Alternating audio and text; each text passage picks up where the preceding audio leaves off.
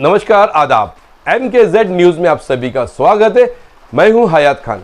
आइए डालते खबर पर एक नजर। मेरठ मर्डर केस तो आपको याद ही होगा, और वो नीला ड्रम भी, जिसे देखकर सबके रोंगटे खड़े हो गए थे।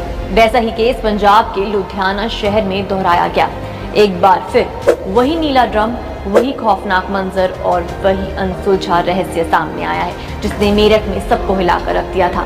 आइए आपको बताते हैं कि आखिर लुधियाना के शेरपुर चौक में क्या हुआ और कैसे ये मामला मेरठ के नीले ड्रम मर्डर केस 25 जून की सुबह लुधियाना के शेरपुर चौक के पास एक खाली प्लॉट में कुछ ऐसा हुआ जिसने पूरे इलाके में सनसनी मचा दी। इस प्लॉट में कई दिनों से एक नीला ड्रम पड़ा था। कोई खास ध्यान नहीं दे रहा था, लेकिन जब उस ड्रम से तेज बदबू आने लगी तो लोगों का शक गहराया। कुछ स्थानीय लोगों ने हिम्मत करके ड्रम को खोलकर देखा और जो नजारा सामने आया उसे देखकर सबके होश उड़ गए। ड्रम के अंदर एक प्लास्टिक की बोरी थी जिसका मुंह कसकर बंधा हुआ था।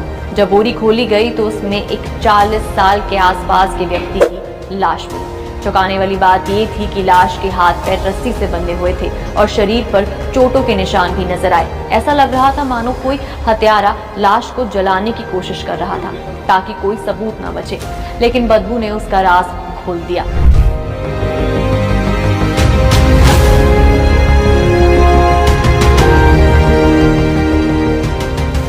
स्थानीय रैग पिकर्स ने तुरंत पुलिस को इसकी सूचना दी।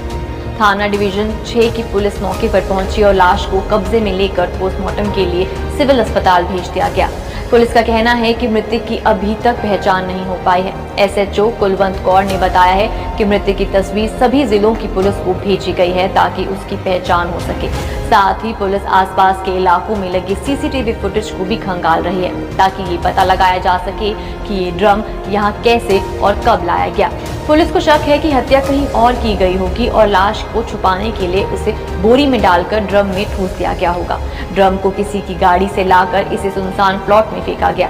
लेकिन सवाल ये है कि आखिर ये शख्स था कौन और उसकी हत्या क्यों की गई। ये मर्डर केस उस डरावनी हत्याकांड से जुड़ा है जो मेरठ में हुआ था। कुछ महीने पहले मार्च 2025 में मेरठ में एक सनसनीखेज हत्याकांड ने पूरे देश का ध्यान खींचा था।